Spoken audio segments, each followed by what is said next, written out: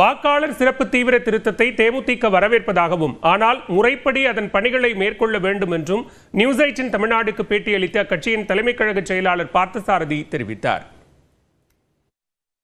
இன்றைக்கு அவங்க கொடுத்திருக்கின்ற ஒரு மாத காலத்திலே சுமார் 6 கோடியே 30 லட்சம் வாக்காளர் இருக்கிறார். அந்த 6 கோடி 30 லட்சம் வாக்காளர் ஒரு மாதத்தில் நடத்தி முடிக்க முடியுமா என்பதால் மிக மிக கடினம்தான்.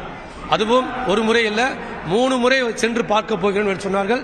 நான் தேர்தல் ஆணையத்தில் மாநில தேர்தல் ஆணையத்தில் கூட்டத்திலே நடக்கின்ற போது இது காலம் போதாது, 3 மாத காலம் 4 மாத காலம் வேண்டும் என்று நான் கோரிக்கை வைத்துகிறேன். அப்படி நடத்தினால் கண்டிப்பாக இது சேர்ப்பதற்கு திருத்தம் செய்வதற்கு வாய்ப்பு இருக்கிறது. ஆனால் இடையிலே தேர்தல் வந்துடும். இப்போ டிசம்பர் ஜனவரி மட்டும்தான், பிப்ரவரி எப்படியோ கண்டிப்பாக தேர்தல் அறிவிப்பு வருவதற்கு வாய்ப்பு இருக்கிறது.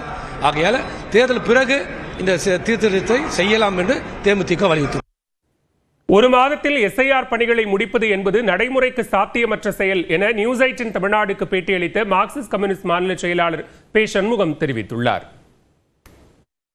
இது செய்யவே கூடாது என்பதல்ல, இப்போது இவர்கள் சொல்லியிருக்கிற கால அவகாசத்துக்குள் இதை மேற்கொள்ள முடியாது. இரண்டாவது, தமிழ்நாட்டை பொறுத்த வரைக்கும் வடகிழக்கு பருவமழை தீவிரமாக இருக்கக்கூடிய இந்த காலம், பல நாட்களில் தேர்தல் அதிகாரிகளே அந்த வேலைக்கு செல்ல முடியாது.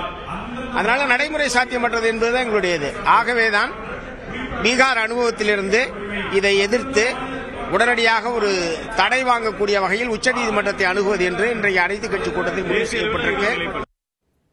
வாக்காளர் சிறப்பு தீவிர திருத்தம் என்கிற ஜனநாயக மோசடி தடுத்து நிறுத்தப்பட வேண்டும் என நியூஸ் 18 தமிழ்நாடுக்கு பேட்டியளித்த மதிமுக பொதுச் செயலாளர் வைகோ தெரிவித்தார். இந்த வாக்காளர் சீர்திருத்தம் சொல்லி வரக்கூடிய இந்த ஜனநாயக மோசடி தடுத்து நிறுத்தப்பட வேண்டும்.